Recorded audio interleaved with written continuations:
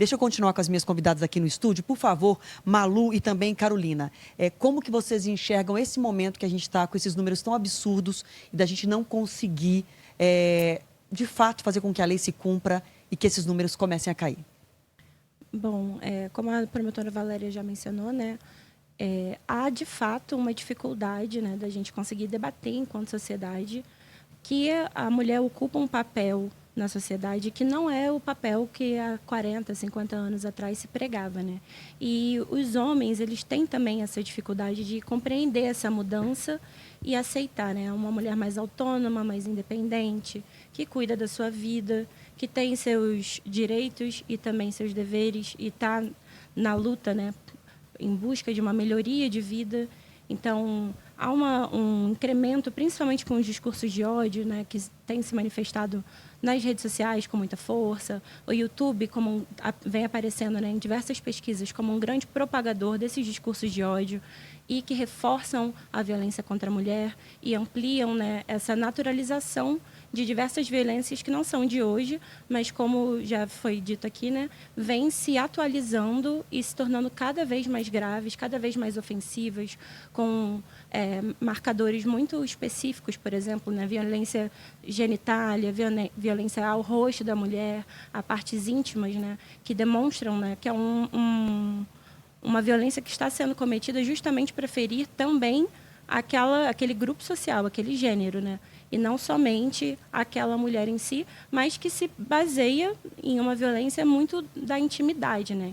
Então, a gente tem parceiros cada vez mais agressivos com suas parceiras e uma dificuldade de que sejam instauradas políticas públicas que deem conta de acolher essa mulher em situação de violência e até, né, de prevenir uma vitimização maior, porque quando a gente está falando de feminicídio, estamos olhando para um reflexo, né, para a ponta do iceberg, eu diria, de uma violência que se inicia muito lá atrás, né, uma violência que começa sendo, seja psicológica, seja até familiar, né, entre a filha e o pai, que muitas das vezes está propagando ali uma relação entre homem e mulher que, infelizmente, naturaliza até para aquela própria mulher e internaliza que é natural para ela ser tratada daquela forma, enquanto a gente tem lutado, né, para definir que não é. Sim. Carolina?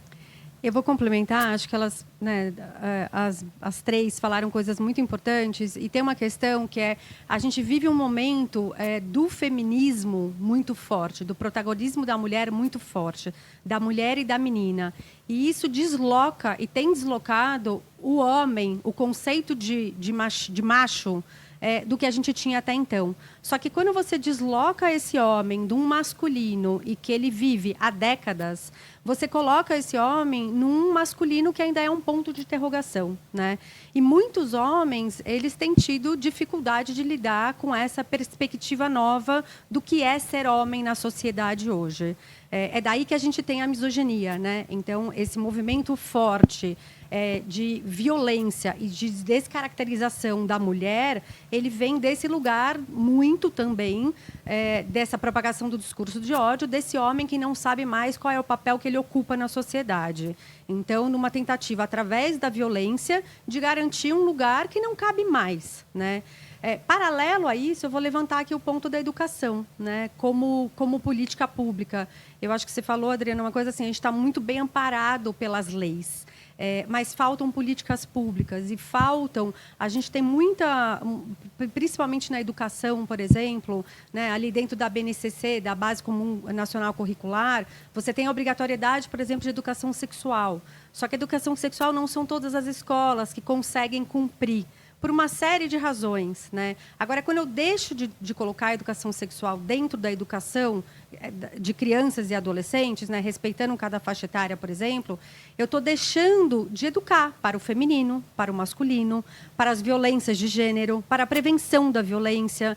Então, tem uma série de coisas que se a gente olhar para a base, né, esse começa muito antes, o feminicídio é a boca, né? Eu começo lá dentro, quando a criança é pequenininha, de comentários, às vezes, dentro de casa, com a família, depois dentro da escola, né? Então, a gente tem um olhar aqui que precisa retroceder, eu diria, né? Para a gente não ter que chegar no que é a lei, né? O que a gente tem antes? que a gente pode fazer.